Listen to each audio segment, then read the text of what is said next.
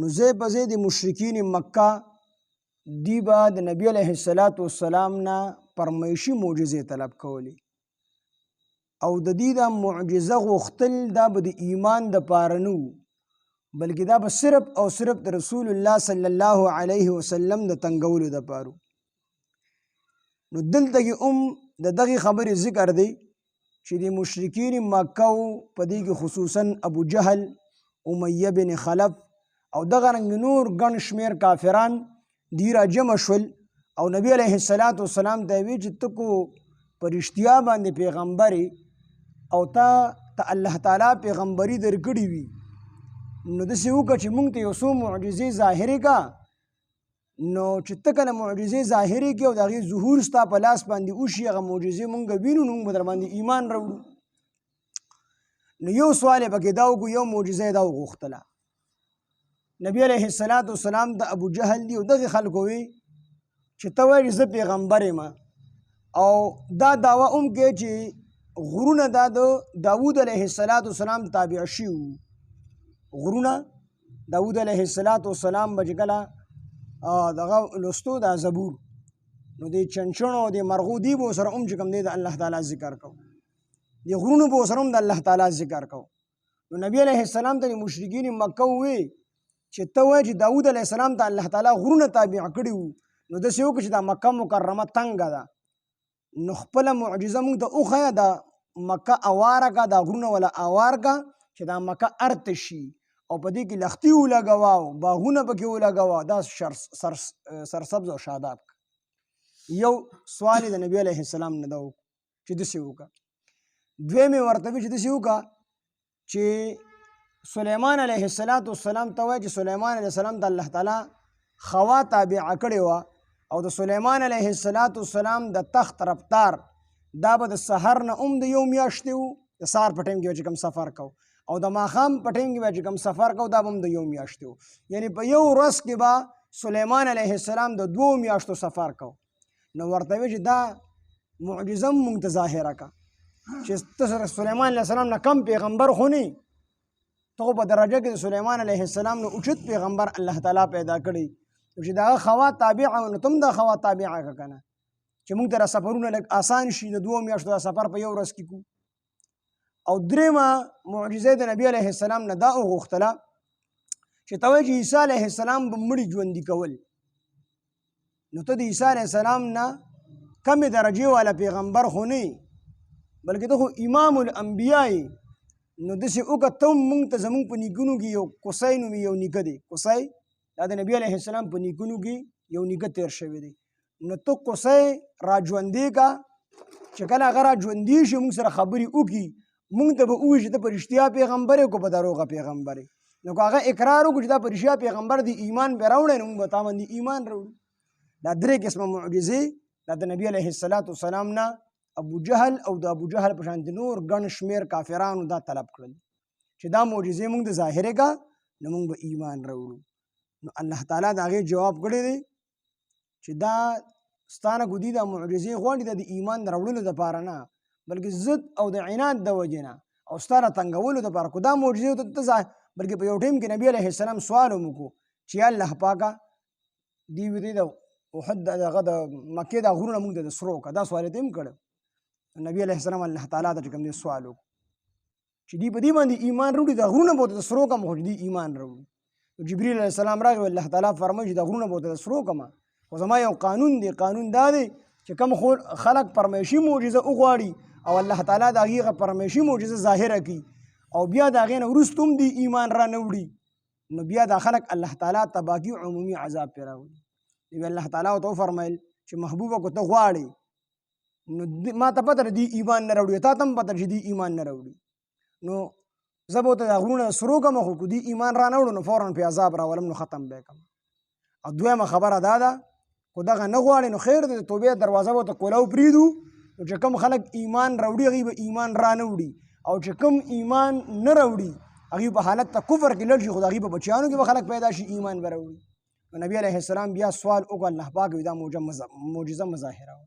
الله وی که داسې یو کتاب وي هغه به قرآن یا د قرآن د وجې نه خو دا غرونه روان کړی شوي وي نه ختم شوي وي او ورکړی شوي د دې معجزه ظاهره شوې وي.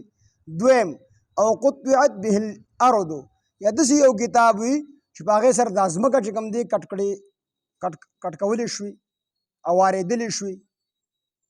او دریم او کلم به الموتى یا په دې کتاب سره مړو خبرې کولی شوي او په دې کتاب سره دا خبرې کړې وي، دا ځمکه کټ کړې وي، دا غرونه اوار کړې وي، بیا به هم د خلکو ایمان نه راوړي. ځکه دا لو حرف شرط دی او جزای محذوبه ده، لیکل شوې نه ده خو پټه ده. نو جزای دا شوه چې دې خلکو به بیا هم ایمان نه راوړي. دا ځلي بدبخته وو، دې د ایمان دپاره نه ولیږي، دې خلکو بیا او بلکې د دې نه لوی لوی معجزې الله تعالی دې خلکو ته ښودلې نه وي. شق قمر معجزه چې کومه وه، سپوږمۍ چې 2 ټوکړې شوله، نو دا معجزه لویه ده. او که غرونه اوارېدل لوی دي، غرونه خو چې کوم دی هسې هم اوارېدي شو، خو سپوږمۍ نشي ټوکړی کېدی. نو کافران راجمع شول او نبي علیه السلام ته یې ویل چې دا سپوږمۍ مونږ د 2 ټوکړې کړه که نه، خو دا دې 2 ټوکړې کړه ایمان به راوړو.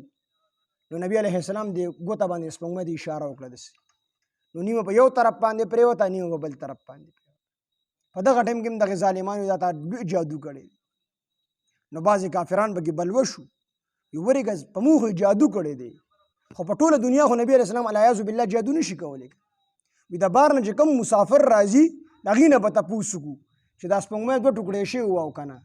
نو د هندوستان نه چې کوم مسافر رالل، نو کافرانو دې تپوس وکړو چې تاسو په لاره باندې سفر کوو، نو تاسو دا سپوږمۍ لیدلې وه، دا ټوکړې شوي وه که نه؟ هغې بالکل موږ په لاره باندې وو چې سپوږمۍ 2 ټوکړې شو، نیمه په یو طرف باندې پرېوته، نیمه په بل طرف باندې پرېوته او تیاره شوه یکدم. بلکې هندوستان کې به خلکو ایمان راوړی و چې د هغه طرف نه سعودي نه قافله راله او هندوستان ته راورسېده، نو هغې ورته ویې څه چل شوي دا سپوږمۍ چې 2 ټوکړې شوي وه. نو هغې خلکو خبر راوړو چې دا په مکه مکرمه کې یو پیغمبر پیدا کړی دی، الله تعالی اخري پیغمبر. هغه چې کوم دی د سپوږمۍ ته اشاره وکړه، نیمه په یو طرف باندې پرېوته، نیمه په بل طرف باندې پرېوته. نو هندوستان کې به خلکو ایمان راوړی. نو دا معجزه لویه ده، که غرونه اوارېدل لوی دي، نو دا معجزه لویه، په دې باندې د ظالمانو ایمان رانه وړو. دویمه معجزه دې دا طلب کړې وه چې نبي علیه السلام ته یې ویې چې ته مونږ ته چې کوم دی غرونه اوار کا، یا هوا چې کوم دی څنګه چې د سلیمان علیه السلام دا هوا تابعه وه، دا هوا دقه شانتې تابعه کا چې په 2 میاشتو سفر دا په 1 شپه کې کېږي.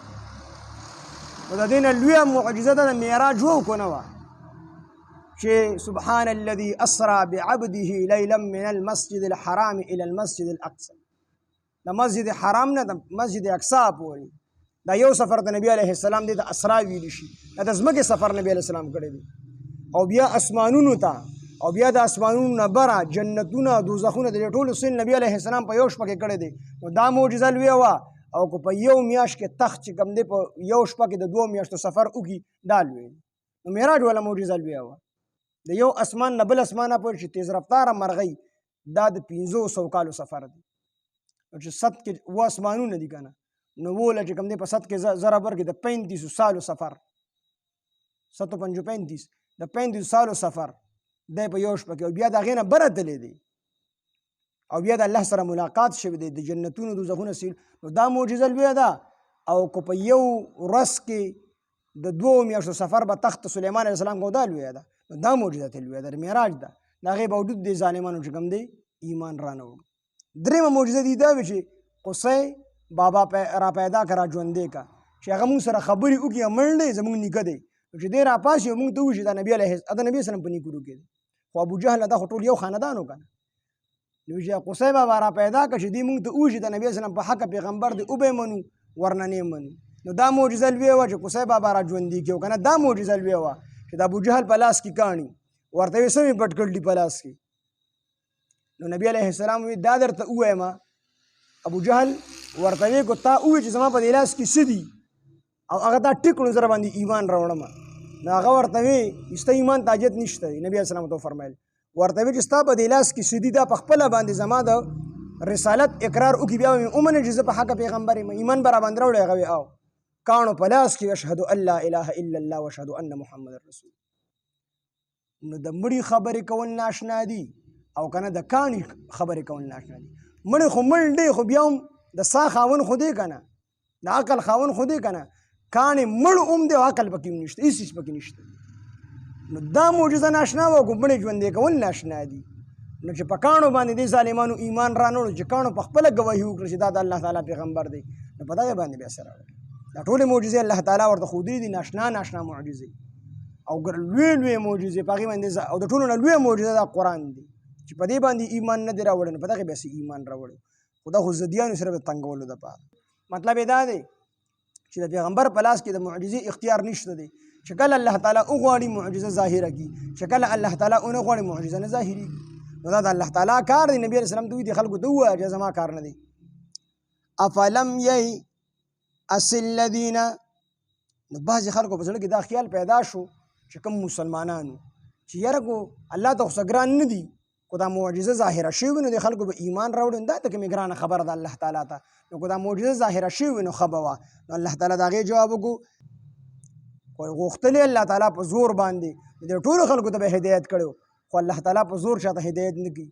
صراط مستقیم ورته مښولې ده، جنت والا لاره، جهنم والا لاره ورته مښولې ده، بیا دې انسان ته اختیار ورکړي چې په کومه باندې ځي.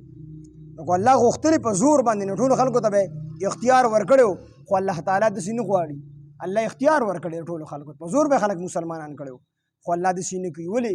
لاملأن جهنم من الجنة والناس اجمعین. الله د جهنم سره هم وعده کړی چې زه به تا ډکومه د انسانانو د پیریانو. جهنم له هم څه کول غواړي.